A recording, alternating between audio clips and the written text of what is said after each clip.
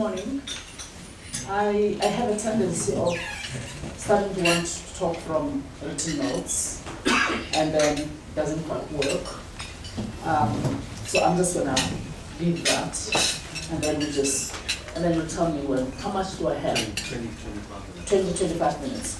Okay, I'm assuming this is not the first talk that you have on the NDP, and this is not the last, right?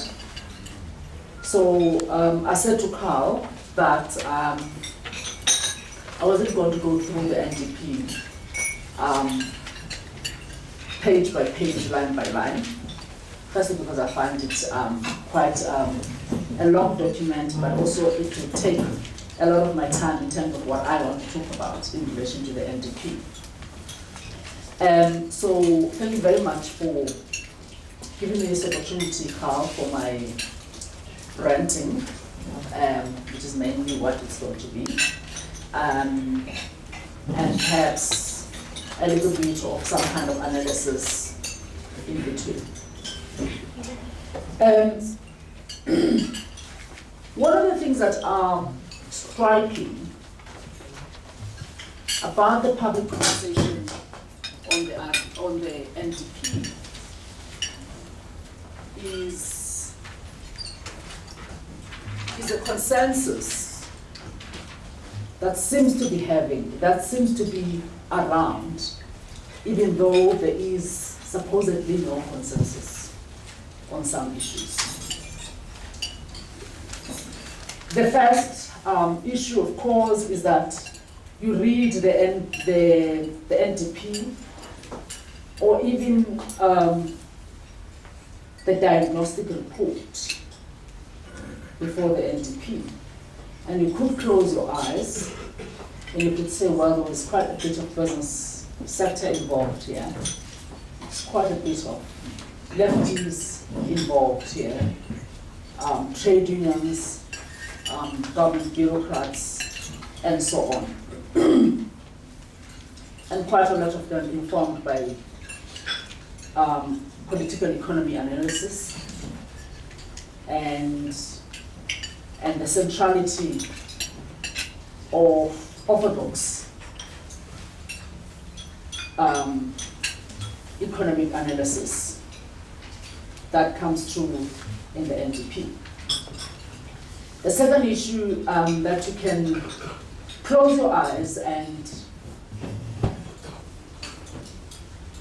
see from your own vision is that there aren't many, or if at all, feminists involved in the NDP process, including the diagnostic, pre-NDP and after document, including the diagnostic process. There are a lot of things that are taken for granted in the NDP, and consequently, that there were a lot of things that were taken for granted in the diagnostic process in terms of what is wrong, in terms of what we need to understand, in terms of the state in which we're in, the state in which we are in, and where we want to go, which comes through into the kind of plan that has been developed. The first thing I want to problematize is the very definition of nation.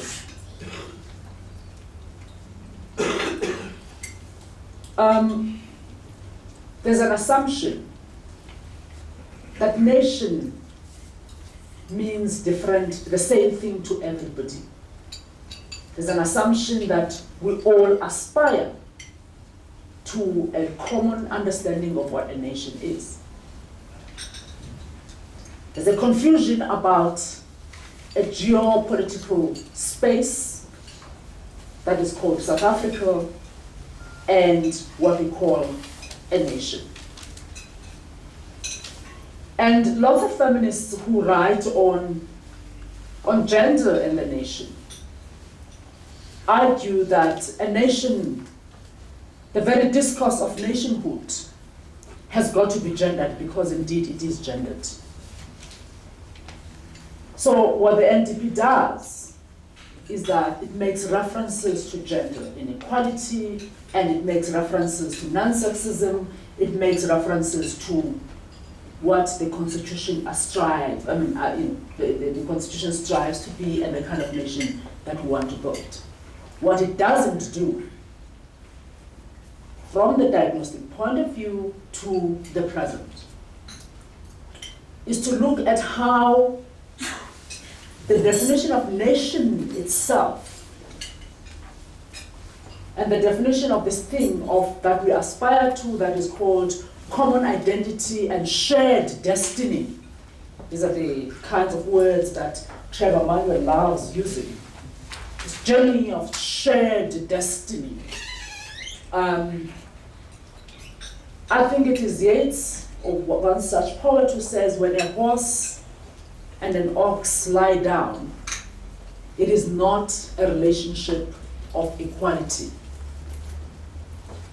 So we can have a shared destiny and travel together, but we also need to figure out the kind of highways in which we travel and the byways that we have to take, and why we travel in the ways in which we travel, because that in fact is very important, including in spatial planning, which I will show. It is very interesting that nowhere in the NDP, in its rural development plan, in the plans that it puts together in terms of rural development, in terms of how it defines the nation, nowhere does it take into consideration the fact that the state is in fact fragmenting the nation. There is no nation, both in geographical, space geographical design, the zone that is called South Africa, and the kind of nationhood that the Constitution says we should aspire to. The state is dismantling that as we speak.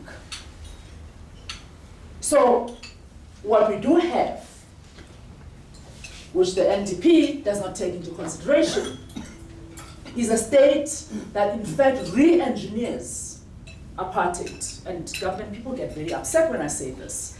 A state that re-engineers apartheid and undermines the very goal that freedom was about in terms of common citizenship and shared belonging, let alone shared destiny, shared belonging in this geopolitical space that is called South Africa. Now, without taking into consideration these kinds of problems that actually will undermine the NDP and make it impossible for the NDP to succeed, it simply is not going to work for us. So here's a map of the 1986 homelands. Well, it came from the government, apartheid government. It's called homelands. We called it Bantustanis, and then we had one homeland, which is South Africa. So I want you to look at this map very carefully and see all the places that have color. Of course, with the exception of Maseru, which Ahang incorporated into South Africa, Lesotho, and Swaziland. But look at all the other places, right, in brown and in green. Now let's look at the second map.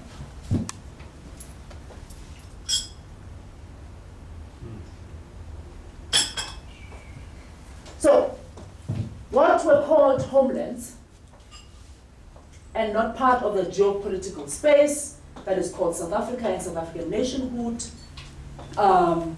now fall under very colorful, beautiful with colors, red, green, blue, and so on. But there are zones and boundaries that give us a bifurcated citizenship. So we no longer have homelands. We have, according to the Traditional Leadership and Governance Framework Act of 2003, we have traditional councils that will fall under traditional leadership, which is another discussion for another day, which also the NDP doesn't take into consideration. So this basically is the return of the homelands under the logic of cultural belonging. Under the logic of custom, the Constitution says the custom and customary law shall be recognized, except that what it does, the proposed laws, the TCP, which is back in Parliament, by the way, next Tuesday, is that it doesn't do what the Constitution says, which says you will pick the custom and let it apply to you as you want it to, as and when and wherever you are. It locates very fixed boundaries that follow the apartheid boundaries. Because there's an assumption that because I'm Xhosa speaking, that therefore I'm Xhosa, which is also a polite conversation. That's one. Secondly, there's an assumption that even if that is an identity that I want to claim for myself, that I can only claim that in relation to a very fixed geographical boundary. Now, let's skip the second slide and go to the third one. This is a map from Stats SA. Again, you see those colors there, they repeat here. And these are what are called, this is a poverty indication map. So the people that are excluded are the people that live in areas that are poor. And the NDP is silent on this issue. In its construction of the nation, it has not been able to cross-check with other government departments and see how this vision of the nation, of social cohesion, of shared identity, of development, of common citizenship is in fact being fragmented. Now, there's an even sinister aspect around these geographical boundaries, which I'm not going to get into now because I've got no time. The wealth of South Africa is shifting.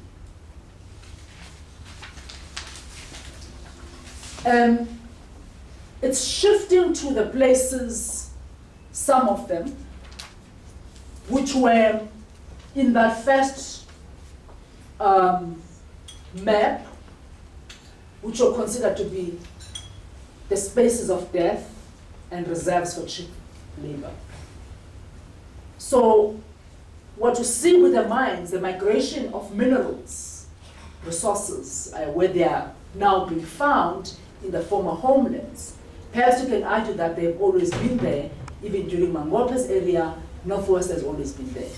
But what is also happening is that other forms of wealth, such as land, such as the incredible, vast, and rich land that is under Ingonyama Trust, which it uses as it wants, including patronage to the president, and gives him an island in the middle of a village, right? Which is new resources, which we can talk about whether they should be mined or not in the wild coast and so on. Those resources and new coal deposits that are being found in the land that now falls under Ingonyama Trust and so on. All these things undermine a very key aspect upon which the NDP is premised, that the state has the ability to control the resources. Because on the one hand, all those resources, and this is where the new economy is going to be coming from. All those resources belong to people that are called traditional leaders. And they're supposed to be custodians. But in the new laws in the Traditional Courts Bill Act, in the National Traditional Affairs Bill, and a whole range of other related laws, they are considered as the owners of the land. They are considered as the definers of custom, because at some point some native commissioner said there can be no custom, there can be no customary law without custom, and there can be no custom without a traditional leader, which is completely nonsense. However, you do find these things coming in, and you find them seeping into our logic of today. So finally, what am I saying about the NDP? I'm not saying throw the NDP out.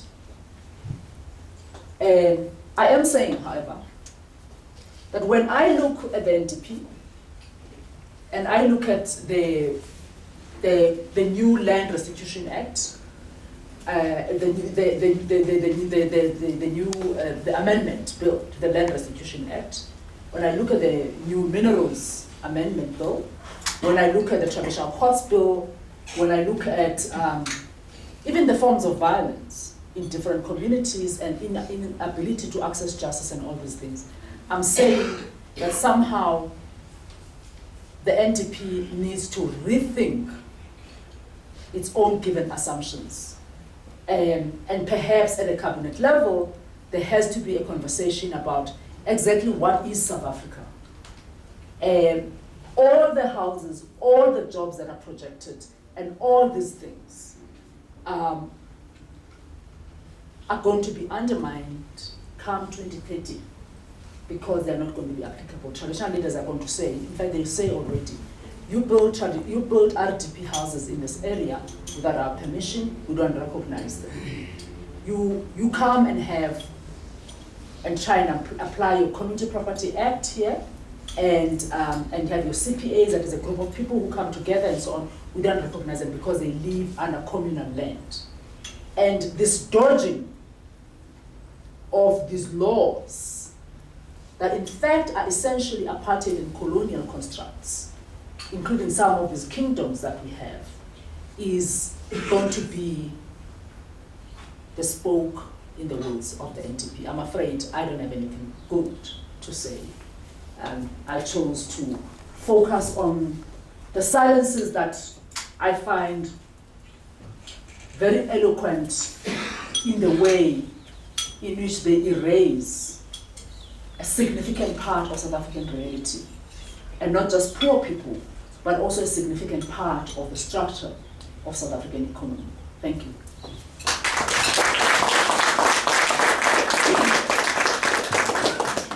Thanks, Nomboniso, for taking these silences, taking the spaces that are not recognized, and making them eloquent. I don't think they're eloquent on their own. I think Nomboniso has brought them into